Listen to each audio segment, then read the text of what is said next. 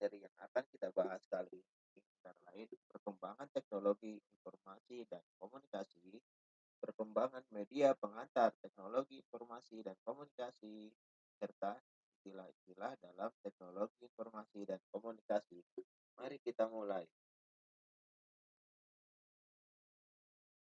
Pada zaman dahulu, di mana manusia belum mengenal tulisan, manusia saling bertukar informasi melalui isyarat atau bunyi-bunyian.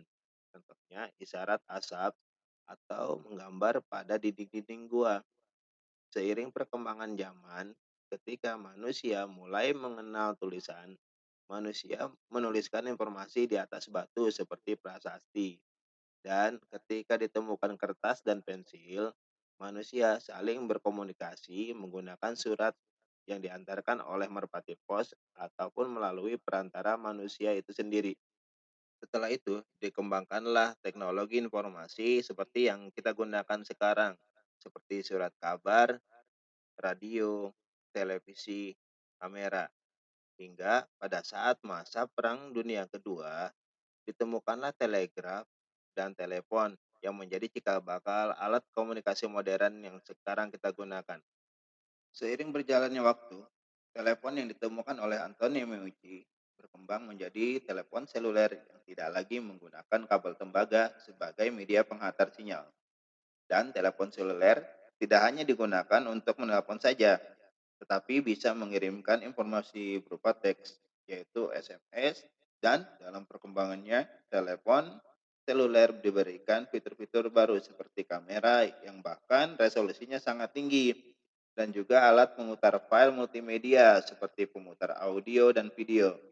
Hingga saat ini, semua media informasi seperti surat kabar, televisi, dan radio bisa diakses melalui telepon seluler yang terhubung oleh internet.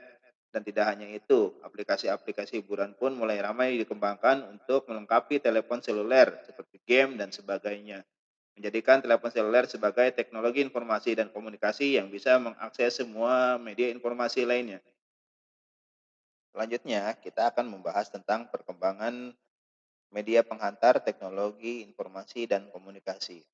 Nah, teman-teman pasti pernah melihat ilustrasi seperti ini. Gambar ini membuktikan bahwa bunyi bisa merambat lewat benda padat ataupun melalui udara, seperti alat megafon ataupun lonceng yang bisa menghantarkan informasi melalui udara. Nah, selanjutnya, bagaimana teknologi informasi modern bisa saling terhubung.